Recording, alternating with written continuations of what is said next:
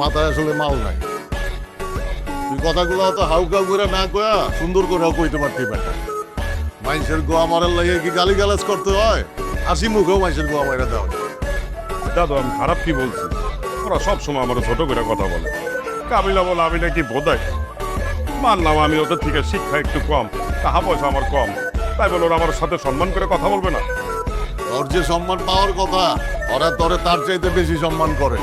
ওইটা কোনো কথা না। কথা হইলো গিয়া আমগো দুই ভাইয়ের ঠাইমা থাকা চলবো না, আগাই যাইতে হইব। আমগো কারো কথা শুনলে চলবো না। আমি কোনো হানে আগাই গেলে কারে টানো? তরে। কারণ তুই আমার ভাই।